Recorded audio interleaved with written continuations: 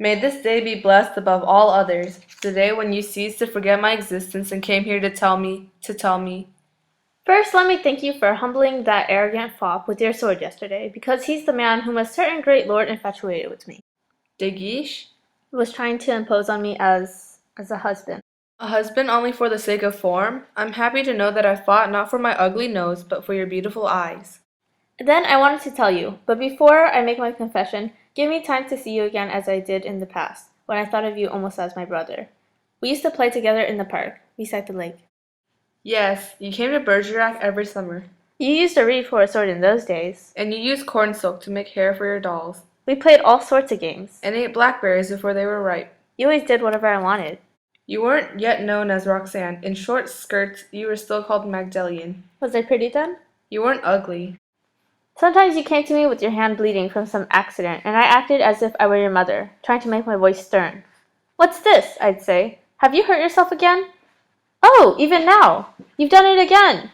No, let me see. You're still hurting yourself at your age? How did you do it this time?" I was playing again at the Porte de Nesle. "Give me that hand." You still mother me. While I wash away this blood, I want you to describe what happened. How many words are against you? Oh, not quite 100. Tell me about it. No, never mind. Just tell me what you couldn't bring yourself to say just now. Yes, I can say it now that the past has returned to encourage me. Here it is. I am in love with someone. Ah. Someone who doesn't know. Ah. Not yet. Ah. But he will know soon. Ah. He's a poor man who till now has loved me timidly, from a distance, without daring to say anything. Ah. Let me keep your hand. It feels feverish. But I've seen a confession of love trembling on his lips. Ah. And it so happens, cousin, that he's a member of your regiment. Ah. In fact, he's a cadet in your company. His face shines with wit and intelligence. He's proud, noble, young, fearless, handsome. Handsome? What? What is it? What's the matter? Nothing. It's only a twinge of pain from this little scratch. Well, I love him, even though I've never seen him anywhere but in the theater. You've never spoken to each other? Only with our eyes. Then how do you know he loves you? Under the linden trees of the Place Royale, people gossip. Talkative acquaintances have told me.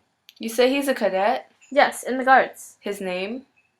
Baron Christian de Neuvillette. Neuvillette? There's no cadet by that name. There is now. He began serving only this morning under Captain Carpin de Castelhalou. You've lost your heart so quickly, but, my poor girl, you're so fond of the fine words and gracious wit. What if he should prove to be an uncultured savage? Impossible. He has the hair of one of Duroff's heroes. His speech may be as crude as his hair is elegant. No, there's a delicacy in everything he says. I feel it. Yes, all words are delicate when they come from lips adorned with a shapely mustache. But what if he's a fool? Then I'll die. There, are you satisfied? You brought me here to tell me this? I confess I don't quite understand why. It's because someone terrified me yesterday by telling me that most of you and your company are Gascons And that we always provoke a duel with any newcomer who gains the favor of being admitted among us without being a Gascon? Is that what you were told? Yes, you can imagine how I trembled for him when I heard it. And with good reason. But when I saw you yesterday, great and invincible, punishing that scoundrel and holding all those brutes at bay, I said to myself, everyone fears him, and if he were willing to... Very well, I'll protect your little baron. Oh, I knew you would. I've always had such great, tender affection for you. Yes, yes. You'll be his friend? I will. And he'll never have a duel? No, I promise. I knew it was right to like you so much, and now I must go. But you haven't told me about your battle last night. It must have been incredible. Tell him to write to me. Oh, I love you. Yes, yes. 100 men against you? Well, goodbye. You're my best friend. Yes, yes. Tell him to write. 100 men. You'll tell me about it some other time. I can't stay now. 100 men. What courage. Oh, I've done better since then.